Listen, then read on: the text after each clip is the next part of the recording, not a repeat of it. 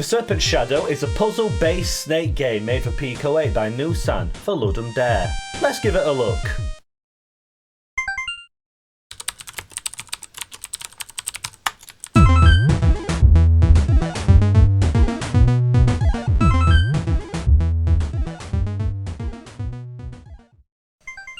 Welcome to Pico Playtime, the video series where I play through some cool Pico 8 games to show to you lovely people. Today's game is called The Serpent Shadow and it's by a developer called Nusan, also known over on Twitter as Antoine Zanotini.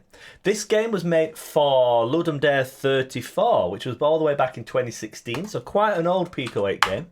But I was been searching through itch.io's Pico 8 and Ludum Dare tags, and it popped up in there, and I thought, ooh, this is a good little game.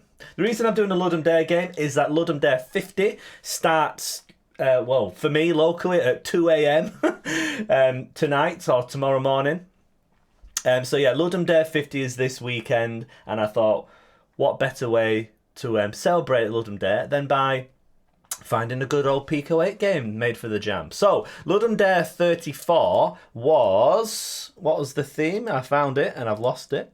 There we go. The theme for Ludum Dare 34, there were two themes, or two kind of things to choose from. Either make a two-button controlled game, or a game with the theme of grow. So I think this one's going for the theme of grow.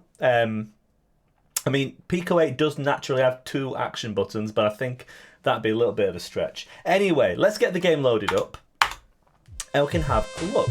So it's got this rather nice title screen. Nice to see an animated title screen, especially for a Ludum Dare game. This was made for the compo. So if you don't know, Ludum Dare has got two main categories. There's the 48-hour one, which is the compo, and the 3-day, well, the 72-hour one, the jam. So if you make a game for the compo, you've only got 2 days to make it from start to finish. You're not supposed to use anything from kind of outside. And a key part for the compo as well is that in 2 days you can only work on your own as well. The jam, you're allowed to work in a team, so that makes it a lot easier. So let's give the game a look. Now I've got my controller plugged in, I've not knocked anything over, I can play the game. So this is really impressive for a Ludum Dare game, a 48-hour one that is. We have got a tutorial in this game. 2 days is not a long time to make a game, and managing to fit a tutorial into there, very impressive. But it's really helpful because this game does have some rather strange, unusual mechanics. It is a snake game. We've got a snake that we can control, and we need to kind of move around in the traditional snake-like way. But we've got some puzzle elements, as we can see on the screen. Parts of lit areas can be turned to grass, once isolated from light using your snake body. So if I swim down here, slither down here, and then if I block the light, you can see all that area turns to grass.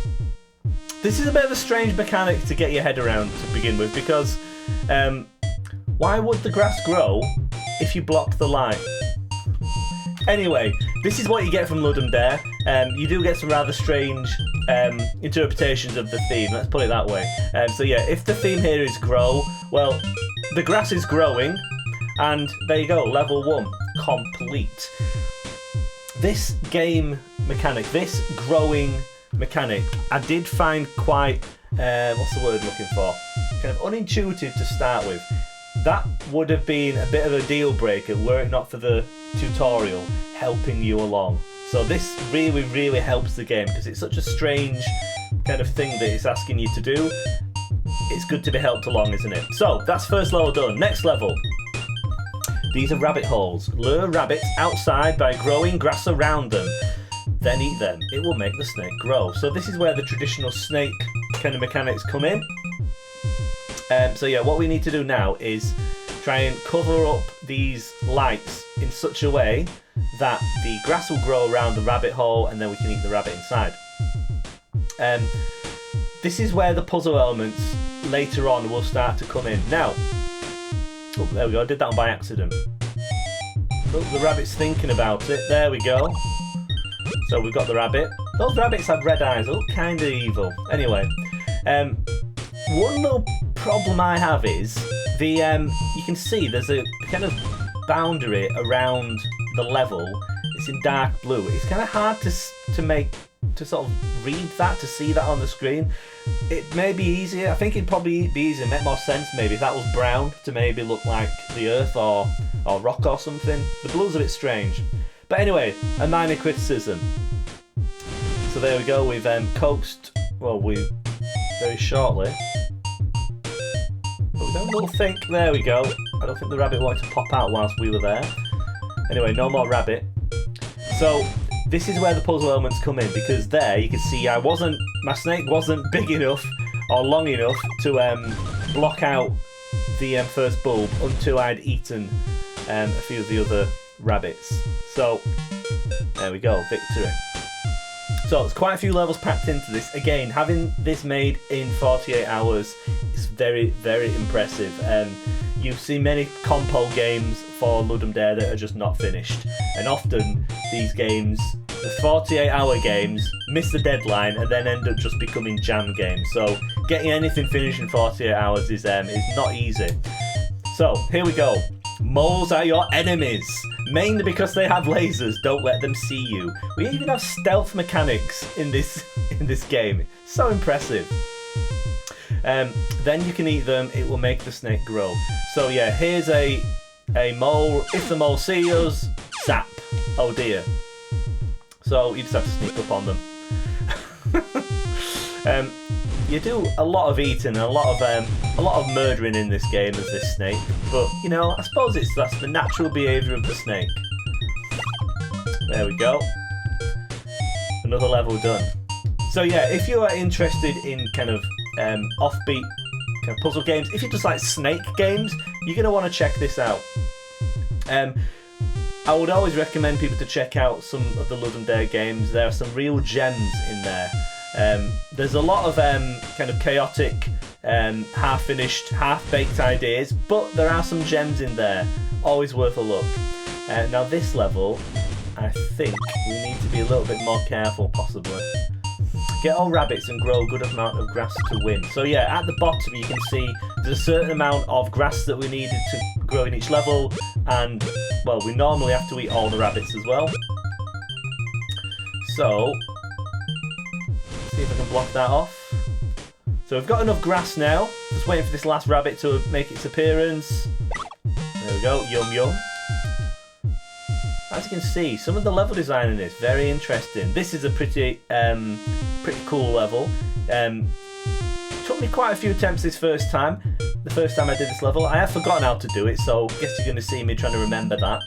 Yeah, the order that things happen in, or the order that you very slow, this rabbit. Oh no! Yeah, if you back yourself into a corner like that, you'd have to restart. You can't go backwards as the snake, unfortunately. Now, if you play the itch version of this, I think one of these versions is slightly different. I don't know whether this is... I'm playing on Splore, by the way. I don't know if the Splore version is the kind of original compo version, or if there's a post-jam version. If you play the version on itch, the rabbits pop out the holes a lot quicker. So I have a feeling that might have been a later edition, possibly. I mean, there's not really too much waiting around, but yeah, that is a little bit faster on itch. So that's the definitive version to play. Anyway, I like playing games on Splore if I have the opportunity. Now, how do we do this bit here? Oh, we've got enough grass. We're just waiting for this rabbit. There we go. Yeah, as we get further in, the requirements for how to do certain areas become more and more kind of important. Oops, I made a mess. Oh, whoa! Oh, we got lasered by the mole. The way that the lights work, basically, you need to block off the kind of view, it's sort of like a line of sight, I suppose. You need to block off the light bulbs from the highlighted areas. I should probably get these these moles first, shouldn't I? There we go. So, as you can see, there's quite a lot of grass that I need to get on this level. I'm I'm not waiting around for that rabbit, so I'll come back to that bit.